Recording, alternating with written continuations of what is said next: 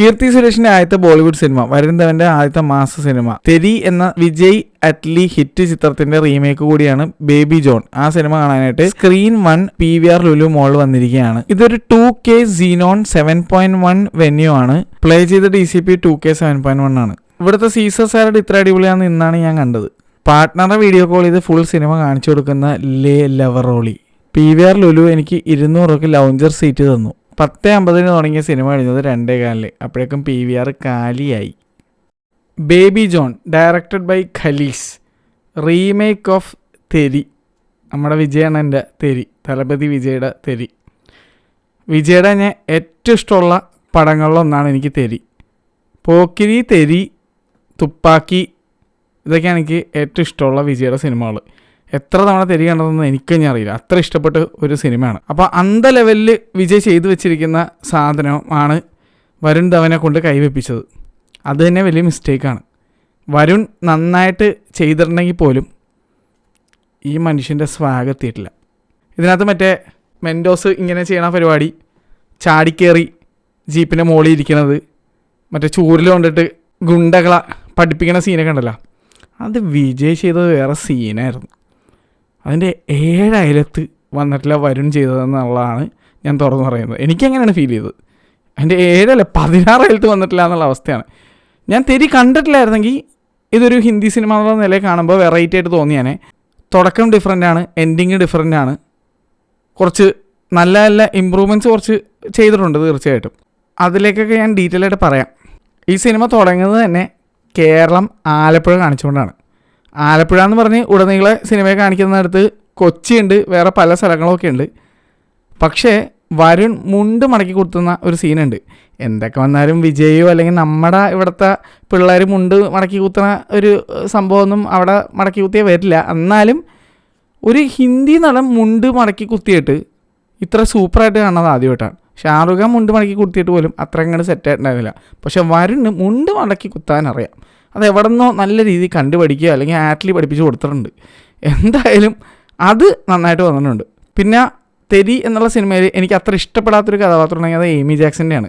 ഭയങ്കര ഓവറായിട്ട് ഫീൽ ചെയ്തൊരു കഥാപാത്രമായിരുന്നു. അത് ഇതിനകത്ത് നമ്മുടെ വാമിക ഗബ്ബിനെ കൊണ്ട് ചെയ്യിപ്പിച്ചേക്കണം. നമ്മുടെ സ്വന്തം ഗോതയിലുള്ള ക്യാരക്ടർ അഭിനയിച്ച വാമിക്കയാണ് ഇതിനകത്ത് ചെയ്തിരിക്കുന്നത്.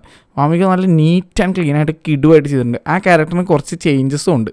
ആ ചേഞ്ചസ് എന്താണെന്ന് ഞാൻ പറയുന്നില്ല, പക്ഷേ മാസ് ഒരു കിടിലൻ സീനൊക്കെ ഇതിനകത്തുണ്ട്. വാമിക്ക് അത് വളരെ നീറ്റായിട്ട് അടിപൊളിയായിട്ട് ചെയ്തിട്ടുണ്ട്. അപ്പോൾ എനിക്ക് അതൊരു അപ്ഗ്രേഡായിട്ട് ഫീൽ ചെയ്തു. എയ്മിനേക്കാളും എനിക്ക് ഇഷ്ടപ്പെട്ടത് വാമികയുടെ ഇതിനകത്തുള്ള ക്യാരക്ടറും പെർഫോമൻസും തന്നെയാണ്.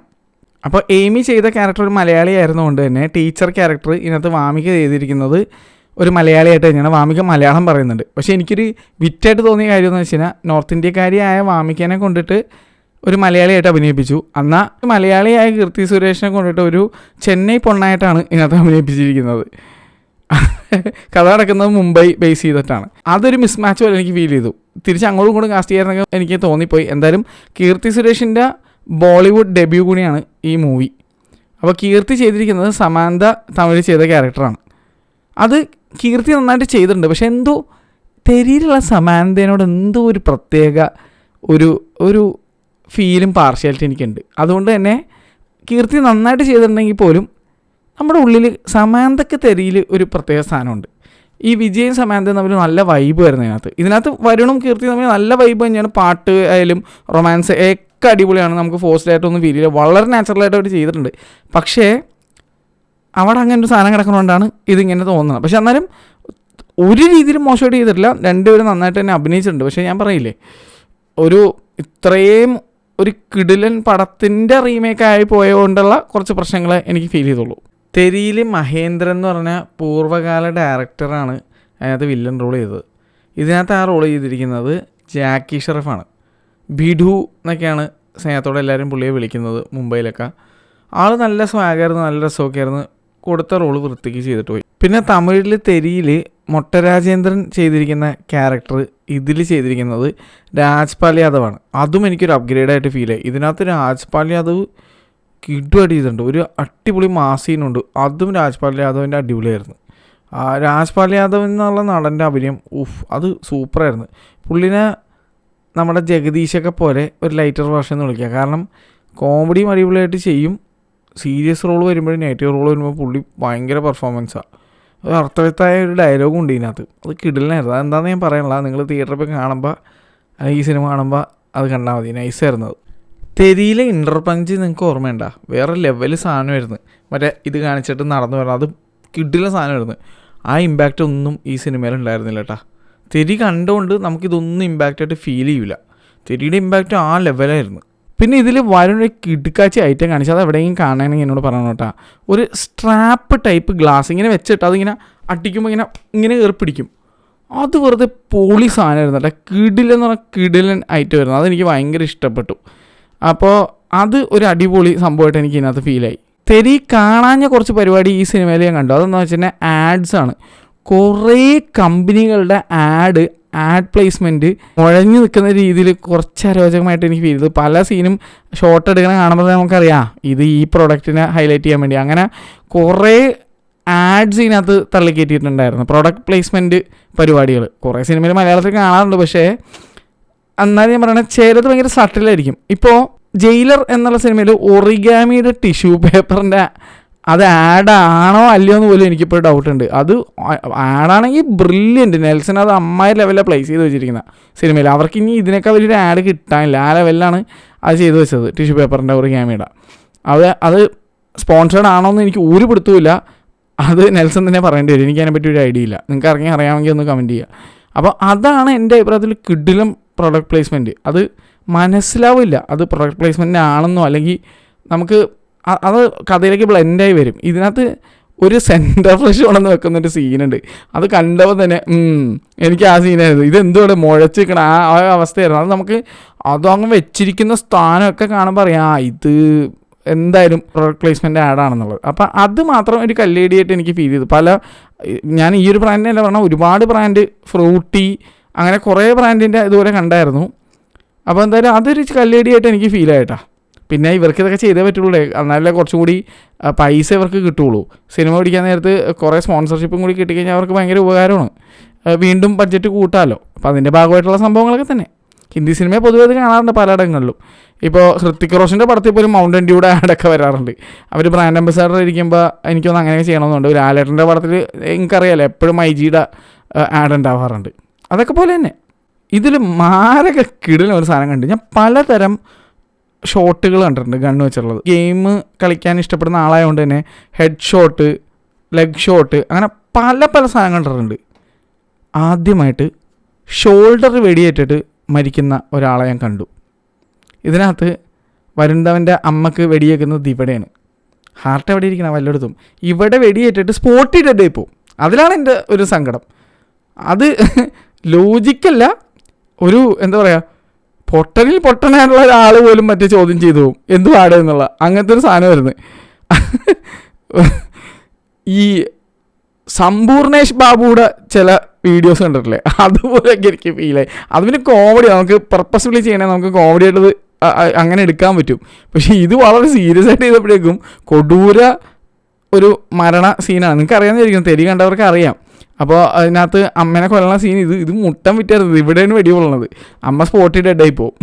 അതെനിക്കൊന്ന് വെടി കൊണ്ടേക്കാൾ കൂടുതൽ എനിക്ക് തോന്നണത് വെടി എവിടെ കൊണ്ടുവന്നുള്ളതല്ല, വെടി കൊണ്ടപ്പോൾ പേടിച്ച് മരിച്ചു വരാമെന്ന് തോന്നുന്നത്. അത് വൻ കോമഡി ആയിരുന്നു കേട്ടോ. എനിക്ക് ചിരി നിർത്താൻ പറ്റിയില്ല. അത് ഞാൻ കൊലച്ചിരിയായിരുന്നു ആ സീൻ വന്നപ്പോഴേക്കും. അത് ഭയങ്കര സീനായിരുന്നു അത്. അയ്യോ, അത് പറയാതിരിക്കാൻ വയ്യ. പിന്നെ ഇതിലുള്ള വേറൊരു സംഭവം എന്ന് പറഞ്ഞു കഴിഞ്ഞാൽ, ഇതിനകത്ത് ലാസ്റ്റ് ഞാൻ പറഞ്ഞില്ലേ തെരിയിലുള്ള പോലെയല്ല, ഭയങ്കര ഡിഫറൻ്റ് ആണ്. ഇതിനകത്ത് പ്രഭുയുടെ ക്യാരക്ടർ ഇതിനകത്ത് വേറൊരു രീതിയിലാണ് കാണിച്ചിരിക്കുന്നതും വേറൊരു പരിപാടിയാണ് ചെയ്തേക്കണത്. എനിക്ക് ഓർമ്മ വന്നത് അജിത്തിൻ്റെ വേതാളം എന്ന് പറഞ്ഞ സിനിമയുടെ ക്ലൈമാക്സ് ഒക്കെ പോലെയാണ്. ഇതിനകത്ത് മെയിൻ ഒരു സംഭവം എന്ന് പറഞ്ഞു കഴിഞ്ഞാൽ ഹ്യൂമൻ ട്രാഫിക്കിംഗ്, ഗേൾ ട്രാഫിക്കിംഗ് പരിപാടികളൊക്കെയാണ്. അങ്ങനത്തെ കുറേ സംഭവങ്ങളൊക്കെ ഉണ്ട്. അപ്പോൾ വേതാളത്തിൻ്റെ ക്ലൈമാക്സ് പോലെ ഇങ്ങനെ കുറേ കണ്ടെയ്നർ, പൊതുവെ അജിത്തിൻ്റെ സിനിമകളിൽ അങ്ങനെ കാണുന്നത് കുറേ കണ്ടെയ്നറിൻ്റെ ഇടയിലുള്ള ഫൈറ്റും പരിപാടിയും ക്ലൈമാക്സൊക്കെ അജിത്തിൻ്റെ പടങ്ങളിൽ ഞാൻ കൂടുതൽ ശ്രദ്ധിച്ചിട്ടുണ്ട്. ഇൻട്രോ ഒന്നെങ്കിൽ കണ്ടെയ്നറിൻ്റെ അവിടെ ആയിരിക്കും, അല്ലെങ്കിൽ ക്ലൈമാക്സ് കണ്ടെയ്നറിൻ്റെ അവിടെ ആയിരിക്കും. അജിത്തിന് കണ്ടെയ്നേഴ്സ് ഭയങ്കര ഇഷ്ടമെന്ന് തോന്നുന്നു. അജിത്തിൻ്റെ സിനിമയിൽ എപ്പോഴും കുറേ കണ്ടെയ്നർ പരിപാടി കാണാം. പുഷ്പയിലും ഇൻട്രോ വന്നതും കുറേ കണ്ടെയ്നറിലൊക്കെയാണ്. അപ്പോൾ എനിക്കൊന്ന് ഈ തമിഴ് തെലുങ്ക് സിനിമയിൽ കണ്ടെയ്നറിൻ്റെ ലൊക്കേഷൻസ് അവർക്ക് ഭയങ്കര ഇഷ്ടമാണെന്ന് തോന്നണം. പിന്നെ ഒരു പോർട്ട് ഉണ്ട്, അത് എവിടെയാണെന്ന് എനിക്കറിയില്ല. എല്ലാ സിനിമയിലും ആ പോർട്ട് കാണാം ഇപ്പം, എസ്പെഷ്യലി തെലുങ്ക് സിനിമ. അപ്പോൾ ആന്ധ്രയിൽ തന്നെ ആവാനോ ഹൈദരാബാദ് തുടങ്ങി ആവാനായിരിക്കും ചാൻസ്, അല്ലെങ്കിൽ അടുത്തുള്ള വൈശാഖിലായിരിക്കും. ഒരു പോർട്ടുണ്ട്, ഈ പുഷ്പയുടെ ഇൻട്രോ ഒക്കെ എടുത്ത ആ പോർട്ടില്ലേ, അത് നമ്മളെ കാണിച്ചേക്കണ ജപ്പാനാന്നൊക്കെ പറയണത്, അത് ജപ്പാനൊന്നുമല്ല, ഇവിടെ കണ്ടാണത്. അപ്പോൾ ആ പോർട്ട് നിങ്ങൾക്ക് കാണുമ്പോൾ തന്നെ മനസ്സിലാവും. പല സിനിമയിലും നിങ്ങൾ കണ്ടിട്ടുണ്ടാവും ആ പോർട്ട് ഇതിനകത്തുമുണ്ട്. റിപ്പീറ്റഡ് ആയിട്ട് വരുന്ന കുറച്ച് പരിപാടികളാണ് മാസ പടങ്ങളിൽ. അപ്പോൾ എൻഡിങ് ഇതിനകത്ത് ഞാൻ പറഞ്ഞില്ല ഡിഫറൻ്റ് ആണ്. അപ്പോൾ എൻഡിങ്ങിൽ ഒരു സൂപ്പർ സ്റ്റാർ, ഒരു ഘോരഘന ബോളിവുഡ് സൂപ്പർ സ്റ്റാർ ഇതിനകത്ത് ക്യാമിയോ ചെയ്യുന്നുണ്ട്. ആരാണെന്ന് ഞാൻ പറയുന്നില്ല. കുറച്ച് ലീക്കൊക്കെ വന്നിട്ടുണ്ടായിരുന്നു. അതുകൂടാണ്ട് ആറ്റ്ലി ഒരു ഇൻ്റർവ്യൂവിൽ കയറി ചാടിക്കയറി പറഞ്ഞ് അത് പറയരുതായിരുന്നാണ് എൻ്റെ ഒരു അഭിപ്രായം. ഞാനാണെങ്കിൽ കാലൊക്കെ ഇരുന്ന് റീൽസ് സ്വൈപ്പ് ചെയ്തുകൊണ്ടിരിക്കുമ്പോൾ അത് കണ്ടും പോയി. അതുകൊണ്ട് എനിക്കറിയായിരുന്നു ഓൾറെഡി ഉണ്ടെന്നുള്ളത്. അപ്പോൾ അതിൻ്റെ ഒരു രസം എനിക്ക് പോയി സത്യം പറഞ്ഞാൽ. പിന്നെ സിനിമ തുടങ്ങുമ്പോൾ തന്നെ താങ്ക്സ് ടു ഇന്ന നടന്ന് എഴുതി കാണിക്കും. അപ്പോൾ തന്നെ ഉറപ്പിച്ച്. ഏറ്റവും വലിയ രസം ലാസ്റ്റ് ഡയറക്റ്റഡ് ബൈ ഖലീസിനെ എഴുതി കാണിച്ചതിന് ശേഷമാണ് ഇത് വരുന്നത്, ഈ സൂപ്പർ സ്റ്റാർ വരുന്നത്. അതിന് മുന്നേ ചില ചെക്കന്മാർ ഓടിയിട്ടാ പുറത്തേക്ക് ഇറങ്ങി ഓടി. അപ്പോഴേക്കും അവിടുത്തെ സ്റ്റാഫ് PR അവർ വന്നിട്ട് നിൽക്കി പടം കഴിഞ്ഞിട്ടുള്ളത് ഇതും കൂടി ഉണ്ടെന്ന് പറഞ്ഞു. അവർ പറഞ്ഞുകൊണ്ട് അവർക്ക് ഈ ഒരു ക്യാമിയോ കാണാൻ പറ്റി. അവർ 3 പേര് മാത്രം ഓടിപ്പോയുള്ളൂ, മൂത്രയ്ക്കാൻ പറ്റിയിട്ട് ഓടിപ്പോയാന്ന് തോന്നണത്. എനിക്കങ്ങനെ തോന്നി ആ ഓട്ടം കണ്ടപ്പോൾ. ബാക്കിയുള്ളവരൊന്നും പ്രശ്നം ഉണ്ടായില്ല, കാരണം ഇത് 2.25 മണിക്കൂറെടുത്ത് ദൈർഘ്യമുള്ളൊരു സിനിമയായിരുന്നു. അപ്പോൾ മുള്ളമുട്ടിപ്പോയതിൽ സ്വാഭാവികം, പ്രത്യേകിച്ച് രാത്രിത്തെ ഷോ എന്ന് പറഞ്ഞാൽ ഊട്ടിക്കത്ത് AC ആയിരുന്നു. തണുത്ത് ഒരു വിധവും. ഞാൻ ഈ ഷർട്ടൊക്കെ ഇട്ടുകൊണ്ട് പോയിട്ട് ഞാൻ തണുത്ത്, എനിക്കെന്ന് പറഞ്ഞാൽ തണുപ്പ് അത്യാവശ്യം നല്ല രീതിയിൽ പറ്റുന്ന, എൻഡ്യൂർ ചെയ്യാൻ പറ്റുന്ന ആളാണ്. എന്നിട്ട് പോലും എനിക്ക് തണുത്ത് പോയി. അപ്പോൾ വെറുതെ അല്ല എല്ലാവരും സ്വെറ്ററൊക്കെ ആയിട്ട് ഇറങ്ങിയത്. ഇപ്പോൾ പ്രത്യേകിച്ച് രാത്രിത്തെ ഷോ നല്ല രസമാണ്. അതും ഇത് തീർന്നത് ഇപ്പോൾ 2:15 കഴിഞ്ഞപ്പോഴേക്കാണ്. ഇപ്പോൾ സമയം 2:45 രാത്രി. Thank you. എനിക്കറിയാം ഡെഡിക്കേഷൻ അല്ലേ. അതെ, നമ്മൾ സിനിമ കണ്ടു കഴിഞ്ഞ് വന്നു കഴിഞ്ഞാൽ മാക്സിമം എന്തെങ്കിലും അവധി ഉണ്ടെങ്കിൽ എന്തായാലും നമ്മൾ മൊത്തം വീഡിയോ എടുക്കും. പല കാര്യങ്ങൾ അല്ലെങ്കിൽ വിട്ടോ നാളത്തേക്ക് നോക്കുമ്പോഴേക്കും. വരുൺ കുറേ കഷ്ടപ്പെട്ടിട്ടുണ്ട്, ഇഷ്ടംപോലെ കഷ്ടപ്പെട്ടിട്ടുണ്ട്. എല്ലാവരും കിടന്ന് കഷ്ടപ്പെട്ടിട്ടുണ്ട്. പലയിടങ്ങളിലും എനിക്ക് ആറ്റ്ലി തന്നെ ഡയറക്റ്റ് ചെയ്തതാണോ എന്ന് തോന്നിപ്പോൾ. എനിക്ക് ആറ്റ്ലിയുടെ അസിസ്റ്റൻറ്റ് ഡയറക്ടർ ആയിരിക്കാം ചിലപ്പോൾ. പിന്നെ മ്യൂസിക് മറ്റേതിൽ GV പ്രകാശായിരുന്നു, GV പ്രകാശ് കുമാറായിരുന്നു. ഇതിനകത്ത് തമന്നാണ്. തമൻ്റെ പാട്ടുകൾ എങ്ങനെയാണെന്ന് കുഴപ്പമില്ല. BGM ഒക്കെ ഓക്കെയാണ്. പലയിടങ്ങളിലും സ്പീക്കർ അങ്ങനത്തെ അവസ്ഥയായിരുന്നു. ചിലപ്പോൾ PVR ലുലൂടെ സംഭവം കൊണ്ടായിരിക്കാം. കാരണം ആ സ്ക്രീൻ അപ്ഡേറ്റ് ചെയ്യേണ്ട സമയം അതിക്രമിച്ചു. എന്നാൽ അതൊരു IMAX ഓഡിറ്റോറിയം ആക്കാൻ മാത്രമുള്ള വലിപ്പമുണ്ടതിന്. സ്ക്രീൻ 6 ആയാലും 1 ആയാലും ആ 2ഉം 3ഉം കൂടി മെർജ് ചെയ്താലും ഒരു കിടിലൻ IMAX ഓഡിറ്റോറിയം ആക്കാനുള്ള സ്ഥലമൊക്കെ ഉണ്ട് അവിടെ. റെട്രോഫിറ്റ് ചെയ്യാൻ പറ്റിയ 3 സ്ക്രീനുകളെ പറ്റിയാണ് ഞാൻ പറഞ്ഞത് കേട്ടോ. 2ഉം 3ഉം കൂടി മതിൽ വിളിച്ചിട്ട് ഒന്നിച്ചാക്കി കഴിഞ്ഞാൽ ഒരു IMAX ആക്കാം. 1 മാത്രം വേണമെങ്കിൽ റെട്രോഫിറ്റ് ചെയ്തുകൊണ്ട് ഒരു IMAX ആക്കാം. അല്ലെങ്കിൽ ആ സ്ക്രീൻ 6 മൊത്തത്തിൽ IMAX ആക്കാം. അല്ലെങ്കിൽ ഡോൾബി സിനിമ എന്തെങ്കിലുമൊക്കെ ചെയ്യാൻ പറ്റുമോ? ഒന്ന് അപ്ഡേറ്റ് എത്ര നാളായി. ലുലു തുടങ്ങിയ PVR അങ്ങനെ തന്നെ ഇരിക്കണം. കേരളത്തിലെ ആദ്യത്തെ PVR ആദ്യത്തെ പ്രൊജക്ടർ അങ്ങനെ തന്നെ ഇരിപ്പുണ്ടെന്നുണ്ട് ഇപ്പോൾ അവിടെ. എന്തായാലും അത് അപ്ഗ്രേഡ് ചെയ്യേണ്ട സമയം കഴിഞ്ഞു. അതുകൊണ്ട് തന്നെ ഈ സിനിമ കണ്ടുകൊണ്ടിരിക്കുമ്പോഴേക്കും കുറച്ച് കളർലെസ് വെർഷൻ ഓഫ് ജവാൻ കാണുന്ന ഫീലായിരുന്നു. ഓൾറെഡി കുറേ പാട്ടും ഡ്രസ്സും പരിപാടിയും സെറ്റും ഒക്കെ ജവാൻ പോലെ തന്നെ ചെയ്തു വെച്ചിട്ടുണ്ട്. അതുകൂടാണ്ട് അതായത് കളറ് കുറഞ്ഞൊരു ജവാൻ അങ്ങനെ കാണുന്നൊരു ഫീലാണ് എനിക്ക് തോന്നിയത്. അത് മെയിൻലി ഞാൻ ഇത് സിനോണിൽ കണ്ടുകൊണ്ടാണ് ഞാൻ ആദ്യം പോകാനിരുന്നത്. PVR ഫോറം മോളിൽ തന്നെയാണ് കേട്ടോ. അപ്പോൾ നോക്കിയപ്പോൾ അവന്മാർ ടിക്കറ്റ് റേറ്റ് 240 രൂപ വെച്ചേക്കണം. പ്ലസ് ബുക്കിംഗ് ചാർജും കൂടി ചേർന്ന് വരുമ്പോഴേക്കും 275 85 രൂപ കണ്ടും വരും. ആ റേറ്റിൽ വരും. അപ്പം ഞാൻ വിചാരിച്ചു ഇത്രയും പൈസ കൊടുത്ത് ഈ പടത്തിന് പോകണം എന്ന് പറഞ്ഞ് PVRൽ ഉള്ളിൽ നോക്കിയപ്പോഴും 180 രൂപ, 190 രൂപ എങ്ങാണ്ട്. അപ്പം ഞാൻ വിചാരിച്ചു പോയി എടുക്കാമെന്ന് പറഞ്ഞ് ഇരുന്ന് കുറച്ച് കഴിഞ്ഞ് നോക്കിയപ്പോഴേ പൈസ കൂട്ടി 200 രൂപ. അപ്പുറത്ത് വീണ്ടും പൈസ കൂട്ടി. അപ്പോൾ ഞാൻ വിചാരിച്ചിട്ട് ഞാൻ ചെയ്യുന്നൊരു തന്ത്രപരമായ പരിപാടിയുണ്ട്. അതെന്താണെന്ന് ഞാൻ പറഞ്ഞു തരില്ല, കാരണം അല്ലെങ്കിൽ അവസാനം എനിക്ക് ടിക്കറ്റ് കിട്ടില്ല. അതുകൊണ്ട് ഞാൻ അത് ചെയ്തിട്ട് അവിടെ പോയിട്ട് ഞാൻ ടിക്കറ്റ് എടുത്ത്, ഞാൻ കൗണ്ടറിൽ നിന്ന് തന്നെ എടുത്ത്, ഞാൻ ഏത് ടിക്കറ്റ് വേണമെന്ന് വിചാരിച്ചാൽ അത് തന്നെ ഞാൻ എടുത്ത്, എന്നിട്ടാണ് ഞാൻ സിനിമയ്ക്ക് കയറിയത്. അതെന്താണെന്ന് എന്നോട് ചോദിക്കരുത്, ഞാൻ പറഞ്ഞു തരില്ല. കാരണം എനിക്ക് ടിക്കറ്റ് കിട്ടില്ല. അല്ലെങ്കിൽ എല്ലാവരും ആ പരിപാടി ചെയ്ത് കഴിഞ്ഞാൽ ഈ ഒരു കാര്യത്തിൽ മാത്രം സോറി. കുറച്ച് പേർക്ക് അറിയാൻ തോന്നണം. എന്നാലും ഇത് പണ്ടേ തൊട്ട് ഞാൻ എൻ്റെ ഫ്രണ്ട്സും ചെയ്യുന്നൊരു പരിപാടിയുണ്ട്. അത് പറഞ്ഞ് കഴിഞ്ഞാൽ അവന്മാർ പിന്നെ എന്നെ പിടിച്ചിടിക്കും. അതുകൊണ്ട് ഞാൻ പറയാത്തത്. ഇവിടുത്തെ പ്രൊജക്ഷൻ ഔട്ട്ഡേറ്റഡ് ആയതിൻ്റെ ഒരു സീനും അതുപോലെ ഡോൾബി 7.1 മാത്രമാണ്. ഇതിൻ്റെ DCP വന്നിരിക്കുന്നത് 2K 7.1 ആണ്. ഇത് അറ്റ്മോസ് ഒന്നും വന്നിട്ടില്ല എന്നാണ് എനിക്ക് തോന്നുന്നത്. ഉണ്ടെങ്കിൽ തന്നെ ഞാൻ കണ്ടില്ല, കാരണം ഞാൻ കണ്ട തിയേറ്ററിൽ അറ്റ്മോസ് സ്പീക്കർ ഇല്ല. അതുകൊണ്ട് തന്നെ ഞാൻ സറൗണ്ട് സൗണ്ട് മാത്രമേ കണ്ടുള്ളൂ. പക്ഷേ ഇതിനകത്ത് മ്യൂസിക് BGM ചെയ്ത് വെച്ചതിൻ്റെ കുഴപ്പമാണെന്ന് അറിയില്ല. അത് കിടന്ന് പതറനായിരുന്നു സ്പീക്കർ. അപ്പോൾ GV പ്രകാശിൻ്റെ മ്യൂസിക് അങ്ങനെ അല്ലായിരുന്നു. തെരിയിൽ ഭയങ്കര ഇമ്പാക്റ്റ് ആയിരുന്നു, ഒരു രക്ഷയില്ല. എനിക്ക് ഇപ്പോഴും ഓർമ്മയുണ്ട്. തെരി ഞാൻ കണ്ടത് സിനിപോളിസിലാണ്. അന്ന് സിനിപോളിസ് ഇന്നത്തെ സിനിപോളിസ് അല്ല, വേറെ റേഞ്ച് നിൽക്കണമായിരുന്നു, തുടങ്ങിയ ടൈമിലായിരുന്നു. അപ്പോൾ എനിക്കിപ്പോഴും ഓർമ്മയുണ്ട്. തെരി സിനിമ എനിക്ക് അത്ര ഓർത്തിരിക്കാൻ മറ്റൊരു കാര്യം കൊണ്ടുണ്ട്. തെരി കാണാൻ പോയ ദിവസമാണ് എനിക്കൊരു പുതിയ ജോലി കിട്ടുന്നത്, എൻ്റെ ഏറ്റവും വലിയൊരു വഴിത്തിരിവാവുന്നത്. ആ ജോലി കിട്ടിയ ആദ്യത്തെ ദിവസം വാതിൽ തുറന്ന് കാണുന്ന ആദ്യത്തെ പെൺകുട്ടിയാണ് എൻ്റെ ഭാര്യ. അത് മാത്രമേ ഞാൻ പറയുള്ളൂ, എത്ര പറയുള്ളൂ. അപ്പോൾ സത്യം പറഞ്ഞു കഴിഞ്ഞാൽ ഈ സിനിമയായിട്ട് എനിക്ക് അതുകൊണ്ട് ഭയങ്കര ബന്ധമാണ്. തെരി എനിക്ക് അത്ര ഇഷ്ടപ്പെടാൻ ആ ഒരു കാര്യം, അങ്ങനത്തെ കുറേ സംഭവങ്ങളുണ്ട്. ഭയങ്കര ഐശ്വര്യമുള്ള സിനിമ എന്ന് ഞാൻ മനസ്സിൽ വെക്കുന്ന ഒരു പടമാണ്. അപ്പോൾ എന്നെ സംബന്ധിച്ചിട്ട് തെരിയുടെ ആ ലെവലിലേക്ക് ഈ സിനിമ വന്നില്ല എന്നാണ് എനിക്ക് പറയാനുള്ളത്. പക്ഷേ തീർച്ചയായിട്ടും ഇതൊരു മോശം പടമോ അങ്ങനെ ഒന്നുമല്ല, അപരാധം സെറ്റപ്പോ ഒന്നുമല്ല. സംഭവം നിങ്ങൾ തെരി കണ്ടിട്ടില്ലെങ്കിൽ especially for north Indian audiences അവർ കാണുമ്പോൾ ഒരു രസം ഉണ്ടാവും. പിന്നെ അവർ ഓൾറെഡി ജവാൻ കണ്ടേക്കണോണ്ട് ഇനി അവരെങ്ങനെ എടുക്കുന്നതെന്ന് എനിക്കറിയില്ല. എനിക്ക് അവിടുത്തെ റിയാക്ഷനോ പരിപാടിയോ അല്ലെങ്കിൽ അവരുടെ ഫീഡ്ബാക്കോ ഒന്നും എനിക്കറിയാൻ പാടില്ല. എൻ്റെ കൂട്ടത്തിൽ ഇരുന്ന സിനിമ കണ്ട ഓഡിയൻസ് അത്യാവശ്യമൊക്കെ എൻജോയ് ചെയ്യുന്നുണ്ടായിരുന്നു. മറ്റേതിൽ മീനയുടെ മോള് വേറെ ലെവലിലാണ് അഭിനയിച്ച് വെച്ചിരുന്നത്. ഇതിനകത്തുള്ള കുട്ടിയും നന്നായിട്ട് തന്നെ ചെയ്തിട്ടുണ്ട്. പക്ഷെ ആ കുട്ടി എനിക്കറിയാൻ പാടില്ല, ഞാൻ പറഞ്ഞില്ല, നമ്മൾ ഓൾറെഡി ഒരു സൂപ്പർ പടം കണ്ടേക്കണോണ്ട് ഇത് റീമേക്ക് ആയതുകൊണ്ട് അതിൻ്റെ മുകളിൽ പോയാലേ നമുക്കത് അത്രത്തോളം ഇഷ്ടപ്പെടുള്ളൂ. അപ്പോൾ അതിൻ്റെ മുകളിലേക്ക് ഇത് എത്തിയിട്ടില്ല.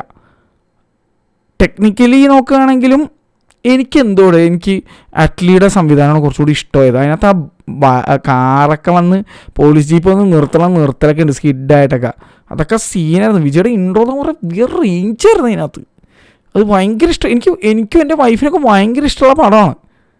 അപ്പോൾ ഞാനത് തിയേറ്ററിലും കൂടി കണ്ടേക്കണോണ്ട് എനിക്ക് പോക്കിരി തിയേറ്റർ കണ്ടതിൻ്റെ അത്രയും തന്നെ ഇഷ്ടപ്പെട്ട ഒരു സിനിമ. പോക്കിരി വേറെ ലെവലായിരുന്നു, അത്രയും തന്നെ ഇഷ്ടപ്പെട്ട ഒരു പടമാണ് തെരിയും. അതുപോലെ തന്നെ രാജാറാണി എന്നുള്ളൊരു കിടിലം പടം കണ്ടിട്ടാണല്ലോ ഞാൻ അറ്റ്ലീനെ അറിയുന്നത്. അതിനുശേഷം അറ്റ്ലിയുടെ ഞാനൊരു റൊമാൻറ്റിക് ടൈപ്പ് സിനിമ എടുക്കുന്ന ആളെന്നുള്ള മനസ്സിൽ കൊണ്ടുവന്നിരുന്ന വെച്ചാൽ ഒരു അവസ്ഥയിൽ നിന്നാണ് ഞാൻ തെരി കാണാൻ ചെല്ലുമ്പോൾ വേറെ ലെവല് മാസ് പടം എടുത്ത് വെച്ചിരിക്കുന്നത്. അപ്പോൾ എൻ്റെ മനസ്സിൽ തെരി ആ സ്ഥാനത്തിരിക്കുകയാണ്.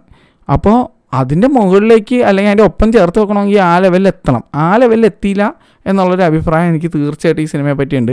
പക്ഷേ നോ ഹേറ്റ് ടു വരുണിനെ എനിക്ക് ബദ്ലാപൂർ എന്നുള്ള സിനിമയിൽ ഒട്ടുക്കത്തെ ഇഷ്ടമാണ്. വരുൺ നല്ലൊരു കിടിലൻ ഡാൻസറാണ്, ഒരു രക്ഷയില്ലാത്ത ഡാൻസായിരുന്നു. അപ്പോൾ വരുണിനെ കൊണ്ട് പറ്റുമെന്ന് മനസ്സിലായി. ഇങ്ങനത്തെ മാസ് പടം വരുണിന് ചെയ്യാൻ പറ്റും. പൊതുവേ നോർത്ത് ഇന്ത്യയിൽ നിന്നുള്ള ആക്ടേഴ്സും വന്ന് മാസ് കാണിക്കാൻ ശ്രമിക്കുമ്പോഴേക്കും സൗത്ത് ഇന്ത്യയിലെ ടൈപ്പ് ആ മാസ് ചെയ്യാൻ അവർക്ക് പറ്റുമോ എന്നൊക്കെ നമ്മൾ ചോദ്യം ചെയ്തു പോകും. പക്ഷെ വരുണിനെ കൊണ്ട് പറ്റും. മറ്റേ ലൂസിഫറിലെ ഡയലോഗ് എനിക്ക് ഓർമ്മ വന്നത്, അതായത് എനിക്ക് മലയാളം പറയാനും അറിയാമെന്ന് പറഞ്ഞ പോലെ വരുൺ വേണമെങ്കിൽ വന്ന് ആ ഡയലോഗ് അടിക്കുക. അതായത് എനിക്ക് മുണ്ട് മടക്കി കുത്താനും അറിയാം, അടിക്കാനും അറിയാം, എനിക്ക് മലയാളം പറയാനും അറിയാം. രജനീകാന്തോ വിജയോ അല്ലെങ്കിൽ നമ്മുടെ ലാലേട്ടനോ മമ്മൂക്കയൊക്കെ ചെയ്യുന്ന പോലെ അങ്ങനെ ഒരു പടം ചെയ്യാനെ കൊണ്ട് പറ്റും. അവരുടെ അത്ര എത്തിയില്ലെങ്കിലും എനിക്ക് അങ്ങനത്തെ ഒരു സ്വാഗ് കുറച്ചെങ്കിലും കൊണ്ടുവരാൻ പറ്റും എന്നുള്ള രീതിയിൽ ഡയലോഗ് അടിക്കാൻ പറ്റും വരുണ്. കാരണം വരുൺ അത് ചെയ്ത് കാണിച്ചപ്പോൾ വേറെ ഒരു ഹിന്ദി നടനും ഇതുപോലെ മുണ്ടൊക്കെ കുത്തി വന്ന് അങ്ങനത്തെ ഒരു റോൾ ചെയ്ത് ഞാൻ കണ്ടിട്ടില്ല. അതായത് ഞാൻ കാര്യമായിട്ട് പറഞ്ഞു, നിങ്ങൾ ഈ സിനിമ കണ്ടാൽ നിങ്ങൾക്ക് മനസ്സിലാവും. മുണ്ട് മടക്കി കുത്തുന്നത് അതിൽ ഗോട്ട് എന്ന് പറഞ്ഞാൽ എൻ്റെ സ്വന്തം ലാലേട്ടനാണ്, അതിൽ വേറെ ഡൗട്ടൊന്നും വേണ്ട. അപ്പോൾ ഇന്ന് രാവിലെ ലാലേട്ടൻ്റെ ബറോസ് കണ്ടതിന് ശേഷം ഞാൻ ഇത് കാണാം. അപ്പോൾ ഈ സിനിമ കണ്ടപ്പോഴാണ് എനിക്ക് കുറച്ച് ആശ്വാസം കിട്ടിയത്. അതൊരു സങ്കടം തന്നെയാണ് എന്തൊക്കെ പറഞ്ഞാലും. അപ്പോഴും ഞാൻ ബറോസിൻ്റെ അഭിപ്രായം ഓൾറെഡി ഇട്ടിട്ടുണ്ട്, കണ്ടു നോക്കി വെച്ചാൽ മതി. അപ്പോൾ I am waiting for Empuraan and Thudarum. അത്ര എനിക്ക് പറയാനുള്ളത്. ഡീറ്റെയിൽ ആയിട്ട് അറിയണമെന്നുള്ളത് പോയി ആ വീഡിയോ കണ്ടു നോക്കി. അത് link in description and pin comment. അപ്പോൾ വരണ കൊണ്ട് പറ്റൂലേ ഇതുപോലത്തെ ഒരു സിനിമ. എൻ്റെ ഒരു ആഗ്രഹം എന്ന് വെച്ചാൽ ഇവിടുത്തെ ഏതെങ്കിലും ഒരു സംവിധായകൻ വരുണിനെ പിടിച്ചിട്ട് ഒരു നെഗറ്റീവ് റോളിൽ മലയാളത്തിൽ അഭിനയിപ്പിക്കണം. വരുണിനെ കൊണ്ട് ചെയ്യാൻ പറ്റും. കാരണം വിവേക് ഒബ്രോയ് വന്ന് ലൂസിഫറിൽ കസറി പോയതാണ്. വരുണിനെ കൊണ്ട് നെഗറ്റീവ് റോൾ ചെയ്യാൻ പറ്റും. ബദ്ലാപൂർ എന്ന് പറഞ്ഞ സിനിമ നിങ്ങൾ കണ്ടില്ലേ, കണ്ടു. അതിൽ ഓൾറെഡി ശ്രീരാം രാഘവൻ എന്ന് പറഞ്ഞ ഒരു കിടിലൻ ഡയറക്ടറിൻ്റെ കയ്യിൽ വരുണ കിട്ടിയപ്പോൾ വരുണ എങ്ങനെ ഉപയോഗിച്ചെന്നുള്ളതാണ്. ഓൾറെഡി അപ്പുറത്തിന് നവാസുദ്ദീൻ സിദ്ദിഖുണ്ട്, എന്നിട്ടും വരുൺ ചെയ്തു വെച്ചാൽ കാണുമായിരുന്നു. അപ്പോൾ വരുണെ കൊണ്ട് പറ്റൂടെ. വരുൺ അത്യാവശ്യം മലയാള സിനിമയൊക്കെ കാണുന്ന ആളാണെന്നുകൊണ്ട് വരുണെ തമിഴ് പടമൊക്കെ കാണുന്നുണ്ട് ആൾ. അറ്റ്ലീസ്റ്റ് ഈ സിനിമയ്ക്ക് വേണ്ടിയിട്ടാണെങ്കിലും വരുൺ എന്തൊക്കെയൊക്കെ ഇരുന്ന് കണ്ടിട്ടുണ്ട്. കാരണം നല്ല രീതിയിൽ വരുണിന് മിമിക് ചെയ്യാൻ അറിയാം പല കാര്യങ്ങളും. അപ്പോൾ ആ മിമിക് ചെയ്തിരിക്കുന്നത് അത്യാവശ്യം തിരക്കേടില്ലടേ. ഞാൻ പറഞ്ഞില്ല, തെരി എന്നുള്ള സിനിമ കണ്ടിട്ടില്ലായിരുന്നെങ്കിൽ എനിക്ക് തോന്നുന്നത് ഇത് ഭയങ്കര രീതിയിൽ ഇഷ്ടപ്പെട്ടാനെ. അപ്പോൾ ചിലയിടങ്ങളിൽ നല്ല നല്ല അപ്ഗ്രേഡുകളുള്ള എന്നാൽ തെരിയുടെ അത്രയും പവറേഷ് ആവാത്ത ഒരു സിനിമ. പക്ഷേ ഇന്നിറങ്ങിയ പടത്തിൽ തീർച്ചയായിട്ടും ഈ പടം തന്നെയാണ് വളരെ ഫാർ സുപ്പീരിയർ ആയിട്ടുള്ള പടം. എന്നാണ് ഓവറോൾ എനിക്ക് പറയാനുള്ളത്. ബറോസിൻ്റെ 3D വേറെ ലെവലാണ്, വേറെ റേഞ്ചാണ്. 40 വർഷങ്ങൾക്ക് ശേഷം മലയാളത്തിൽ വേറെ ലെവലിൽ 3D വന്നു, അതൊക്കെ ശരിയാണ്. പക്ഷേ പടം എനിക്കിതാണ് കൂടുതൽ ഇഷ്ടപ്പെട്ടത്. അത് ഞാൻ പറയുന്നു, ഒന്നും തോന്നരുത്, തികച്ചും എൻ്റെ വ്യക്തിപരമായ അഭിപ്രായം മാത്രം. അപ്പോൾ ഇത് കണ്ടപ്പോഴേക്കും എനിക്ക് ഒരു അപരാധം കണ്ട ഫീലിംഗ് ഉണ്ടായിരുന്നില്ല. ഭയങ്കര ഹാപ്പി ആയിട്ടാണ് ഞാൻ തിയേറ്ററിൽ നിന്ന് ഇറങ്ങിയത്. പക്ഷേ Vijay fan in me was not satisfied. Vijay എന്ന് പറഞ്ഞാൽ ഞാൻ ബ്ലൈൻഡ് ഫാനൊന്നുമല്ല, പക്ഷേ എനിക്ക് കുറച്ച് പടങ്ങൾ ഇഷ്ടമാണ് വിജയുടെ. അത് അമ്മാരി എനിക്കിഷ്ടമാണ്. അപ്പോൾ അത് അത്ര തവണ റീവാച്ച് ചെയ്തിട്ടുമുണ്ട്. ഇപ്പോൾ കുറേ പേർക്ക് ഗില്ലിയൊക്കെയാണ് ഭയങ്കര, പക്ഷേ എനിക്ക് പോക്കിരിയാണ് എൻ്റെ മനസ്സിൽ വേറൊരു ലെവൽ പടം. പോക്കിരിയും തെരിയൊക്കെ റിലീസ് ചെയ്യേണ്ട പടമാണ്, കാരണം അമ്മാതിരി തിയേറ്റർ എക്സ്പീരിയൻസ് എന്ന പടം. അപ്പോൾ എന്തായാലും നിങ്ങൾ തെരി കണ്ടിട്ടില്ലെങ്കിൽ ഈ പടം കണ്ടുപോയി ഭയങ്കര രീതിയിൽ ആസ്വദിക്കാൻ പറ്റും. പിന്നെ സൂപ്പർ സ്റ്റാറിൻ്റെ ക്യാമിയോ എനിക്ക് വലിയ കാര്യമായിട്ട് ദഹിച്ചില്ല. കുറേ പേര് ആർപ്പ് വിളിച്ച് കൈയൊക്കെ കൊട്ടുന്നുണ്ടായിരുന്നു. ഇതിന് മുന്നേ പുള്ളി ഇതിനേക്കാൾ നല്ല ക്യാമിയോസ് വേറെ ചെയ്തിട്ടുണ്ട്.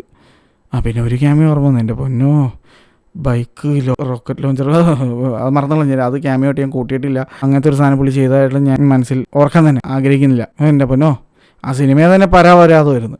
ഇതിലെ ക്യാമിയോ എങ്ങനെ ഉണ്ടായിരുന്നു വെച്ച് കഴിഞ്ഞാൽ അതിലും ജവാൻ ഒരു സാധനമുണ്ട്. എനിക്കൊന്നും ഈ അറ്റ്ലിയുടെ ഇവർക്കും എല്ലാവർക്കും മറ്റേ പഴയ കീറിയ ചാക്കും കുറേ തുണിയൊക്കെ വെച്ച് മുഖം കവർ ചെയ്യുന്ന എന്തോ തരം, അത് പറഞ്ഞ വാക്ക് പറഞ്ഞാൽ മാറിപ്പോവില്ല, മൂഡ് മാറിപ്പോകും, വേണ്ട, എന്തോ സംഭവമുണ്ട്. അതുകൊണ്ടാണ് ഒന്നുകൊണ്ട് ഇവർ ഇതിനകത്തും അങ്ങനെയൊക്കെ തന്നെ ചെയ്തു വെച്ചിട്ടുണ്ട്. അത് കഴിഞ്ഞിട്ട് ഒരു കോമഡി എന്ന് പറഞ്ഞ് കാണിച്ചു പറഞ്ഞാൽ കുറച്ച് ചളി പരിപാടിയുണ്ട്. അത് വെച്ചിട്ടാണ് ഈ ക്രെഡിറ്റ്സ് എഴുതി കാണിക്കുന്നത്. അത് നല്ല ചളിയായിരുന്നു. പക്ഷെ ആകെ ഇഷ്ടപ്പെട്ടത് അതിനകത്ത് ഓണം എന്ന് പറഞ്ഞാൽ നടൻ പറഞ്ഞപ്പോഴാണ് ഹാപ്പി ഓണം എന്ന് പറഞ്ഞ് വിഷ് ചെയ്ത്. അത് എനിക്ക് ഇഷ്ടപ്പെട്ടു. അതെന്താണെന്നൊക്കെ നിങ്ങൾക്ക് മനസ്സിലാവും. അതൊരു ചളി പരിപാടിയാണ്. എനിക്ക് അത് ഇഷ്ടപ്പെട്ടില്ല. പക്ഷേ ഓണം എന്ന് കേട്ടപ്പോൾ ഒരു സുഖം വന്നു മലയാളിയായതുകൊണ്ട്. നിങ്ങൾ തെരി കണ്ടിട്ടില്ലെങ്കിൽ നിങ്ങൾക്കിത് ഒരു അടിപൊളി ഫീലിംഗ് ആയിരിക്കും. പക്ഷേ അൺഫോർച്ചുനേറ്റ്ലി ഞാൻ തെരി കണ്ടിരിക്കുന്നതുകൊണ്ട് എനിക്ക് അത്ര വലിയ സംഭവമായിട്ടൊന്നും ഫീലായില്ല, ഒത്തില്ല എന്നാണ് എനിക്ക് തോന്നിയത്. നമ്മൾ പറയാനുള്ള കാര്യങ്ങളൊക്കെ പറഞ്ഞു കഴിഞ്ഞു. അപ്പോൾ എല്ലാവർക്കും ഒരു ഹാപ്പി മെറി ക്രിസ്മസ്. ഞാൻ ഓൾറെഡി പറഞ്ഞിട്ടുണ്ടായിരുന്നു ബെറോസ് വീഡിയോയിൽ. അപ്പോൾ പറഞ്ഞപ്പോൾ എനിക്ക് വലിയ ഉഷാറുണ്ടായിരുന്നില്ല, ആ അവസ്ഥയിലായിരുന്നു. ഇപ്പോൾ ഞാൻ വളരെ ഹാപ്പിയാണ്. Happy merry Christmas to you. ഇപ്പോൾ നിങ്ങളിത് കാണുമ്പോഴേക്കും ഓൾറെഡി നാളെ ഉണ്ട്. അപ്പോൾ belated happy merry Christmas and an advance happy new year പറഞ്ഞുകൊണ്ട് വീഡിയോ നിർത്തുന്നു. Bye by.